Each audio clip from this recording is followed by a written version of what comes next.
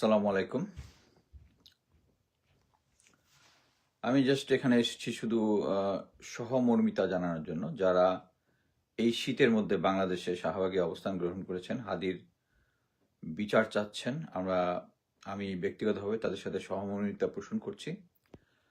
But সাথে কিছু question আমরা এখন চাচ্ছি যে হাদির বিচার করতে হবে।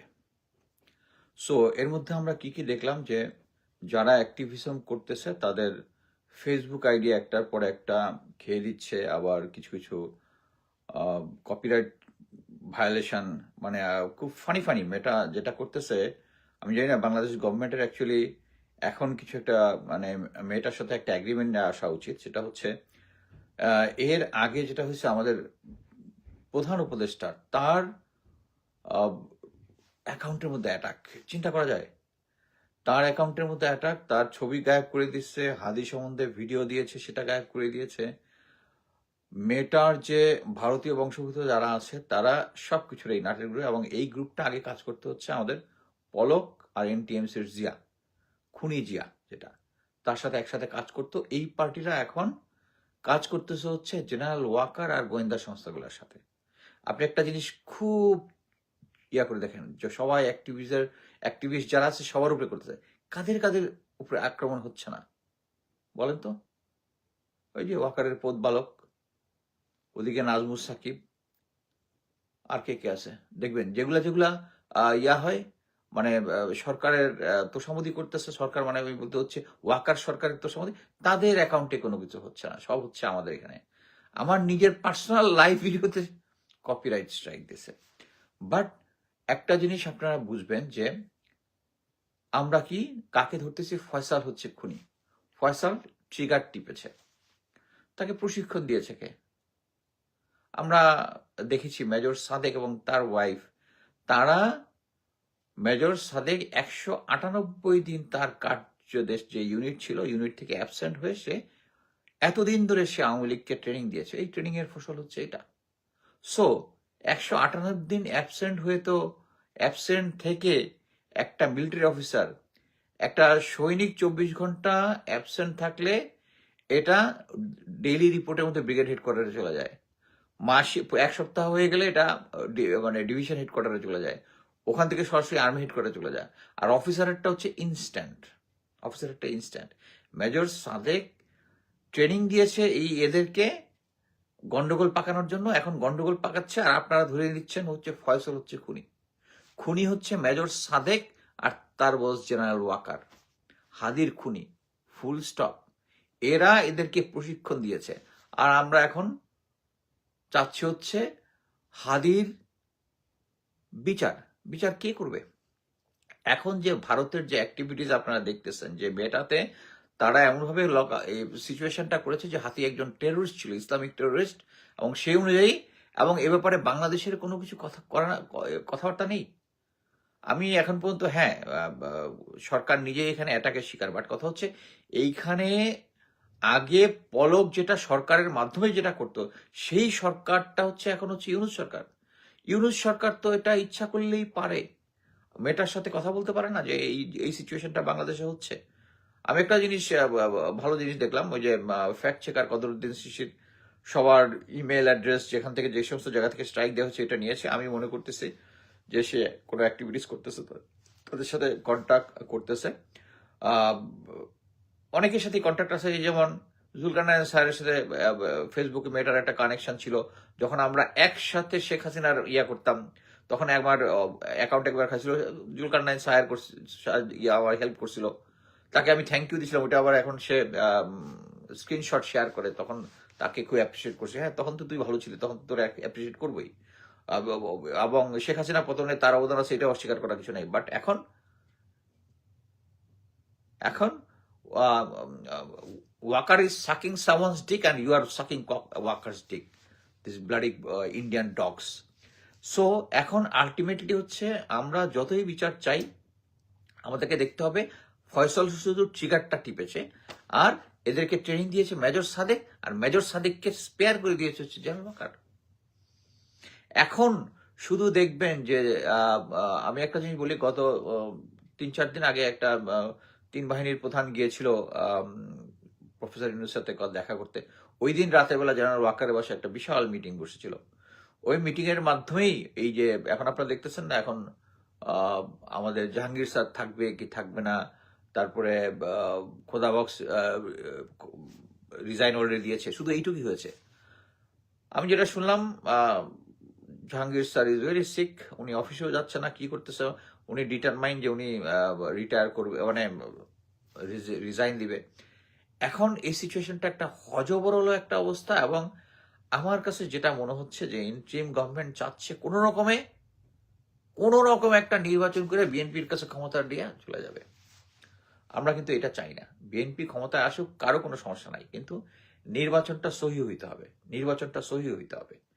এইটাই আমরা, এমন একটা সেনাবাহিনীর কাছে আমাদের প্রত্যাশা একটাই যে যেভাবেই মানে ক্ষমতা নেওয়ার পরে করুক, কিন্তু 5 বছর পরে একটা নির্বাচন হবে, সহি নির্বাচন। এইটা সেনাবাহিনী ছাড়া কেউ এনশিওর করতে পারবে না। সো আমি ইন্টিমের মতো আমি বলবো না যে ইন্টিমের এখন যে অবস্থা, এবং আমি যেটা মনে করতেছি যে এখন যে হারে পাবলিক ডিমান্ড হচ্ছে জাস্টিসের জন্য, আমার মনে হয় যে আমরা দেখলাম ফয়সলের অ্যাকাউন্টে নাকি 127 কোটি টাকা চেক পাওয়া গেছে। কে দিছে এই সমস্ত ইনফরমেশন কিন্তু বেরোচ্ছে না। তখনই জনগণের মধ্যে সন্দেহটা দেখা দিচ্ছে। আমি মনে করি যে বিডিআর কমিশনের মতো যেন একটা কমিশন হয়েছিল, এই হাদির খুনি ধরার ব্যাপারে একটা উচ্চ পর্যায়ে কমিশন গঠন করা এখনই উচিত, যারা সমস্ত গোয়েন্দা সংস্থা পুলিশের কার্যক্রম ওভারসি করবে। কারণ ওই যে মানে এখন কি হয়েছে না হয়েছে আমরা সবাই বুঝতেছি যে গোয়েন্দা সংস্থার একটা অংশ আমাদেরকে বিভ্রান্ত করেছে যে সে আগেই ভারতে পালিয়ে গিয়েছে। পরে পুলিশ বের করলো যে না, আসলে তখনও ভারতে পালিয়ে যায়নি, আর জুলকারনাইন স্যার ওদিক দিয়ে বলে দিচ্ছে যে চলে গেছে। এরা সব হচ্ছে গোয়েন্দা সংস্থার পক্ষে কাজ করতেছে। গোয়েন্দা সংস্থা কার অ্যাডভাইজে কাজ করতেছে? ওই যে ওখানে আপা বসে আছে, আপার ইয়াতে কাজ করতেছে। ওই যে 5টা জেনারেল পালায় গেছে না, ওই 5টা জেনারেল এখন ইন্ডিয়াতে অপারেশন অফরুম বানায় অফিস করে। যে আমরা লাস্ট মুহূর্তে দেখলাম না, মেজর জেনারেল কবির, আমার কোর্সমেট, সে পালায় গেল।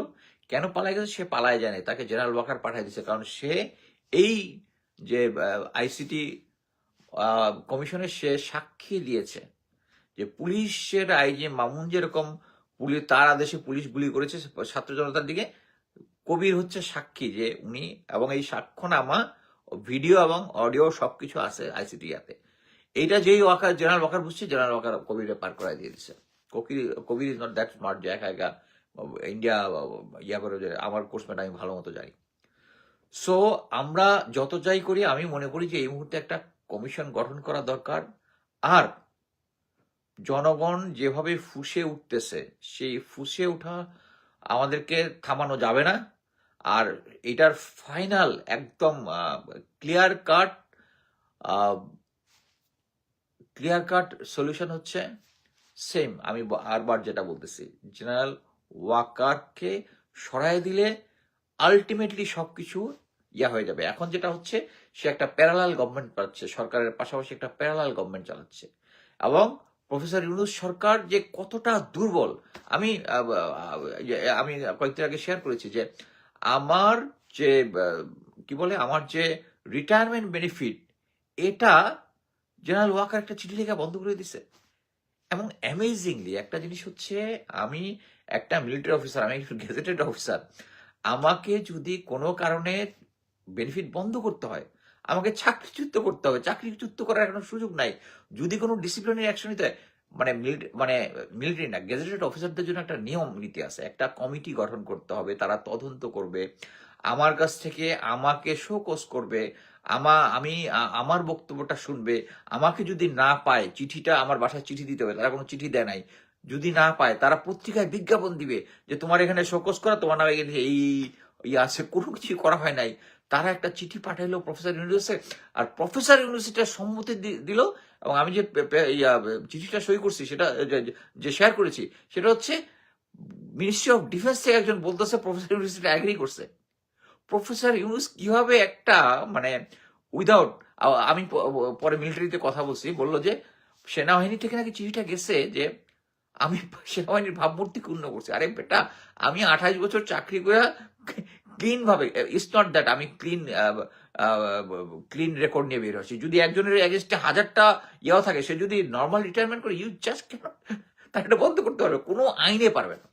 সো এটা জেনারেল ওয়াকারও ভালো মতো জানে। এটা হচ্ছে সেন্স অফ জাস্টিস তার মধ্যে নাই। সে মনে করে যে এখনো সেই হাসিনার আমলে যে আমার পাওয়ার আছে, সে ভালো মতো জানে আমার এই টাকা আটকায় রাখতে পারবে না, কোনোভাবেই পারবে না। এটা আমি আদালতে ইয়া করলে, এখন যেহেতু আদালত তারা কন্ট্রোল করে হয়তো আটকায় রাখবে, বাট সবচেয়ে মানে সবাই মনে করতেছে আমি একদম আমার টাকা পয়সা আটকায় দিছে, নাথিং। আমি অ্যাকচুয়ালি রিটায়ারমেন্ট করার পর থেকে আমার টাকাটা ওখানেই জমতেছে। আমার প্ল্যান হচ্ছে ফিউচারে ছেলেদের জন্য যখন বিয়ে দিব তখন ওই টাকা নিয়ে আসবো। বাট ওই টাকা আমি কোনো ইউজ করতেছি না, লাগতেছে না। আমি ইনশাল্লাহ, আমি এবং আমার ওয়াইফ আলহামদুলিল্লাহ আমেরিকাতে আমরা ভালো ইনকাম করি, ভালো, ওই টাকা আমার দরকার নাই। বাট হচ্ছে এটা হচ্ছে একটা ডিস্টার্ব করা। জেনারেল ওয়াকার যেটা করার চেষ্টা করতেছে, এবং তার কোনো সেন্স অফ জাস্টিস নাই। সো এরকম একটা সেন্স অফ জাস্টিস যার নাই, মিলিটারির সেনাপ্রধান হয়ে গেছে সে, ওই যে জামাই কোটাতে, আওয়ামী লীগের জামাই। সো আমি যেটা মনে করি, এখন হাদির যে বিচার চাওয়াটা হচ্ছে এখন সবকিছুর কি ফ্যাক্টর। এই যে পার্টিটা আছে ভারতের, যে প্যারালাল গভর্নমেন্টটা সেনাপ্রধান চালাচ্ছে, ওইটাই ভেঙে যাবে হচ্ছে এই হাদির বিচার চাওয়াটা নিয়ে। এবং আমি অ্যাকচুয়ালি ভেবেছিলাম আজকে তারেক জিয়া যাবে হচ্ছে হাদির কবরে জিয়ারত করতে, যায় নাই, কালকে নাকি যাবে, লেটস সি। এবং উনি যদি হাদির বিচার না চায়, আমরা কিন্তু আওয়ামী লীগ নিষিদ্ধ করার সময় তাদেরকে দেখি নাই, হাদির ব্যাপারেও তাদেরকে লোকজনকে দেখি নাই। এবং আমি এইটা যদি হয়, আমরা হয়তোবা ফিউচারে যে কি বলে, এই যে বিডিআর কমিশনার যে রিপোর্টটা হয়েছে, এটার ব্যাপারেও তারা, সেনাবাহিনীর লোকজন তার দিকে তাকায় আছে। কিন্তু সেনাবাহিনী তাদেরকে, এই জেনারেল ওয়াকার ওই ব্রিগেডিয়ার শামসকে পাঠিয়েছিল লন্ডনে, আমি বলছিলাম যে লন্ডনে পাঠিয়েছিল, তার সাথে তখনই জুলকারনাইন সাহেবের সাথে একটা কানেকশন করে দিয়েছিল ব্রিগেডিয়ার শামস, যে তারা বিএনপিকে পাওয়ারে নিয়ে আসবে। আমার মনে হয় না সেনাবাহিনী যারা গ্রাউন্ডে কাজ করে তারা ওই সিনিয়রদের এই আদেশটা মানবে। তারা, আমরা চাই একটা সহি ইলেকশন, সেনাবাহিনীর গ্রাসরুট লেভেলে যারা আছে তারা আমাদেরকে সহি ইলেকশন ইনশাল্লাহ দিবে।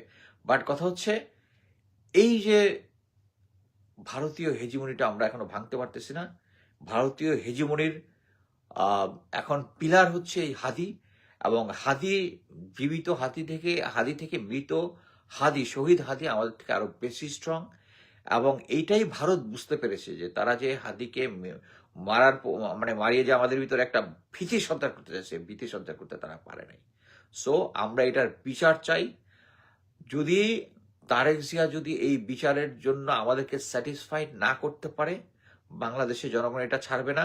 এবং আমি মনে করি ফয়সল শুধু ট্রিগারটা টিপেছে, এটার জন্য দায়ী মেজর সাদেক, জেনারেল ওয়াকার।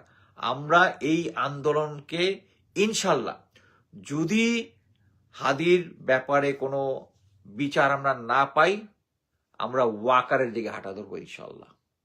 এই ভারতীয় কুকুরকে সেনাবাহিনী প্রধান রেখে সামনে একটা নির্বাচনও হইতে পারবে না, হাদির বিচার হবে না।